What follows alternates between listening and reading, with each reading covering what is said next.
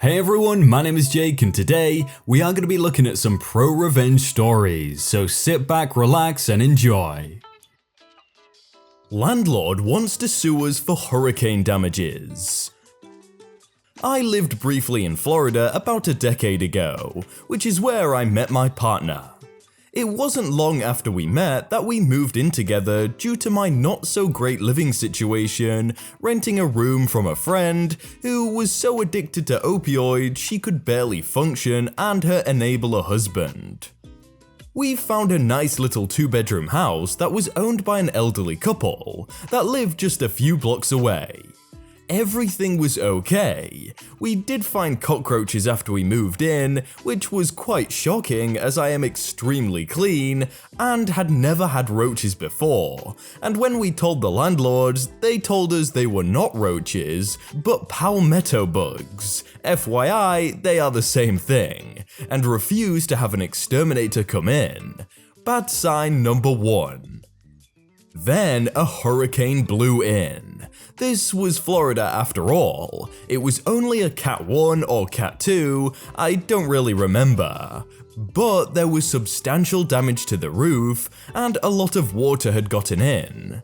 Being northerners, we had no real idea how to prepare properly, and the landlords just told us to lower the hurricane shutters, so that is all we did.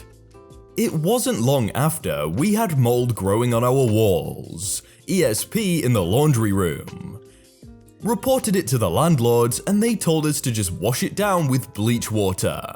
So we did, and it came right back, so it was a constant cleaning process.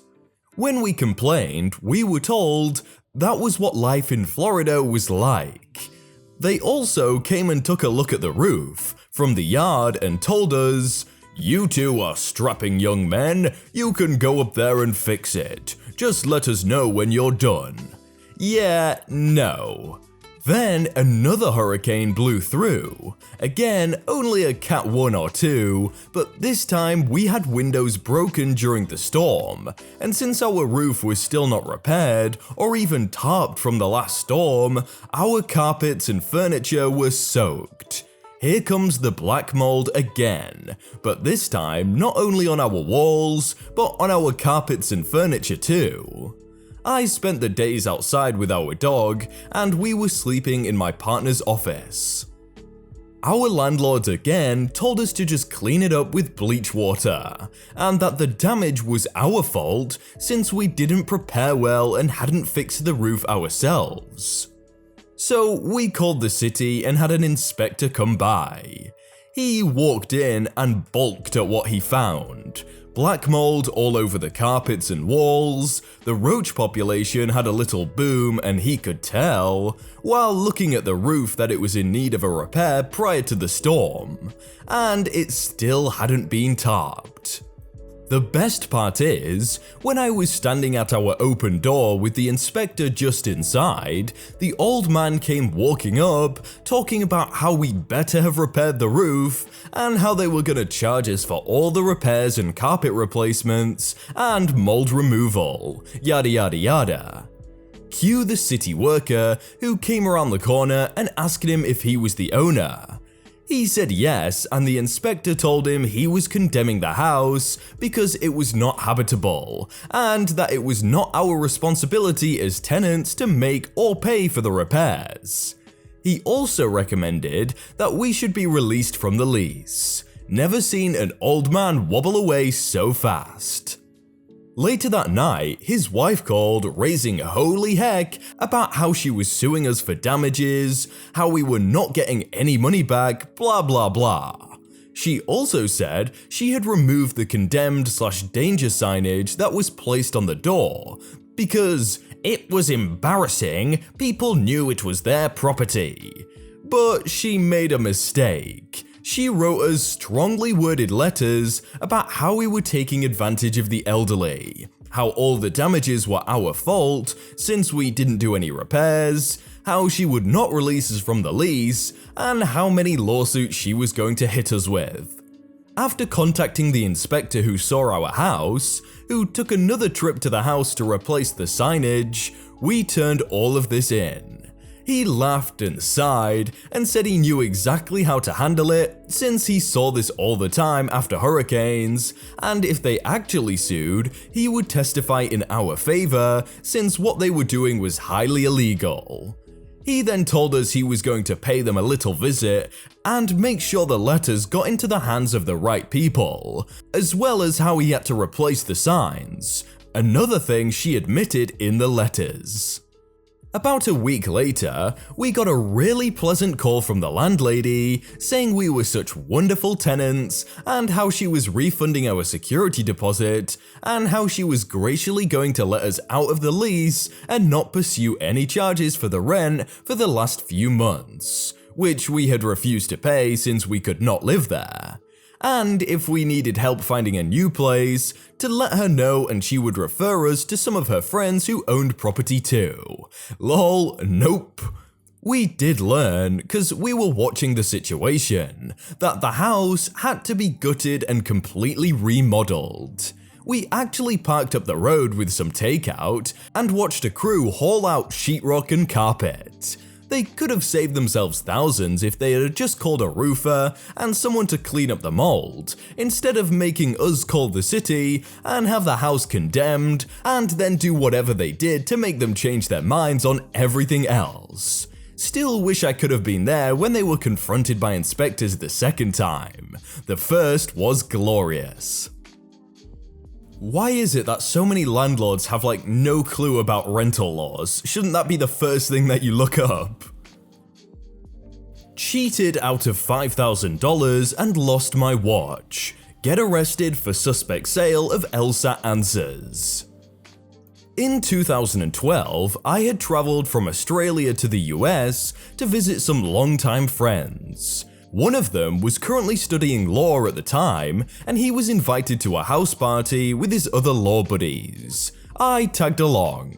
The night was young and everyone was just having a drink. The usual banter and mostly talk about law stuff, I really had no idea, but a few of these guys were talking about one of the men, who we'll call 5'4's Pac-Man, at the party, who apparently sold LSAT test answers for quite a lot of money. Later on in the night, they started a private cash table poker game, and as quite a savvy person to poker, I asked to join and there was no issues. We were playing a hand and the pot had built up. I chucked in all the cash I'd had and my expensive watch. It was just me and 5'4's Pac-Man. There was $5,000 in the pot, and I had a 4 of clubs and a 2 of clubs. The river card had just come down, leaving a pair of 2s, a pair of 4s, and the river card being a king. I had a full house and was very positive I'd win. But when it came time to reveal cards, and I revealed my hand, the 5'4's Pac-Man I was playing against laughed, and he revealed his hand.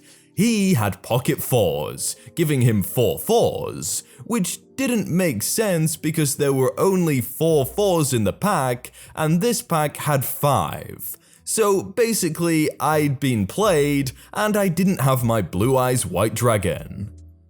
In a small outrage, I announced he was cheating, to which he took the entire pot and said, "What are you gonna do about it? Our place, our rules." To which all his mates gathered around him, and I'd just been left short out of cash.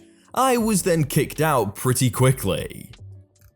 My friend that I came with caught up with me and apologized and said he didn't know that would happen, but I had another idea in mind. Early morning I got up, left the place we were staying at and made my way down to the local payphone, called the closest law school I could determine and anonymously tipped off that the person by the name of 5'4's Pac-Man had been boasting about selling LSAT test answers. I provided the address we went to. The call was short. I went back to the place I was at and then flew home a few days later. About 3 weeks later, I got an email from my friend that I visited in America, saying that 5'4's Pac-Man had been arrested for suspected selling of answers to the LSAT tests. 6 months later after that, 5-Force Pac-Man, it was apparently found that he was a liar and what he'd been selling to people was just absolute rubbish answers to the apparent test. He was kicked out of the house he was in and apparently poor AF, roaming in the streets. I don't know if he got any criminal charges. It's good and all that he got caught, but OP is still out of an expensive watch and probably like $2.5 grand. Revenge on the lowlife landlord who first deprived us of heat and later kept our security deposit. I was a kid back in the 80s, 2 years out of college, when I moved into an apartment by the shore in New Jersey. When the cold weather arrived, there was always a few days when the apartment was cold. We would tell the super, and then the heat would start arriving. One year, the heat started decreasing in February, and inside the apartment was like in the 50s, and we had to start wearing coats. We told the super about it, and nothing happened this time. We wrote the landlord about it, and still nothing. So we checked with an attorney and learned about warranty of habitability and withholding of rents. So yet another certified letter to the landlord, and we start withholding rents. He files a motion to evict us, and we answer with the Marini defense, depositing the withheld monies with the court. The judge finds in our favor for all the money withheld. We continue to live there because there just aren't many other options as we save for a home. Flash forward to living there for 6 years. On the last lease, because we're about to buy a home, we write in a clause that can break the lease with 45 days notice in writing, similar to his 45-day clause. They don't notice it because it's slightly obscured on the top left of page 2, so they sign off on it and return it to me. So in the middle of the lease, we give the 45-day written notice, make the rent payments, and leave. They don't return our deposit, so we sue for it, demanding double. They sue us for the remainderment of the 6 months' rent and refuse to return our security deposit. This is no longer small claims court, but we proceed without an attorney anyway. They are expensive. We arrive at this courthouse and court forces a round of arbitration. The arbitrator says we will lose in front of the judge and to pay the rent remainderments. We refuse and wait for the judge. While waiting, the landlord's attorney drops by and asks why we didn't take the arbitrator's advice. So, we tell him about the clause we wrote in, and he states he saw it too, and since that it was crossed out, it's not part of the deal. We show him our copy of the lease where it's not crossed out, and his face goes white as a sheet. He makes a call to the landlord, who then offers to properly break the lease with no penalty, and return our security deposit in full. We refuse, and we show him the certified letter stating that we would have accepted that deal up until yesterday, but that if you force us to come down to court, we want double damages of the improper withholding of the security deposit. He tries again to reach out to the landlord, but no luck this time. We go to see the judge. He looks at both leases and calls their attorney to the bench. The judge takes our lease and thrusts it towards their attorney and says, "This is the lease in force." Their attorney starts walking around the courtroom like a chick with his head cut off, while I try to laugh as quietly as possible. We receive nothing for a week, and I go back to the courthouse where the clerk says they should pay that judgment immediately, and tells us about the chattel execution, and gives us that form. A couple of weeks pass and a check appears from the landlord. Another month passes and we get a call from the court. They have our money. I told them the landlord had sent a check a while back, so it's all good. She tells us that we should have informed the court that we got the money to stop the chattel execution from occurring. The court sent the sheriff to their offices and confiscated office equipment and sold it off at the auction to satisfy the judgment. They said don't worry, they will just return the money to the landlord.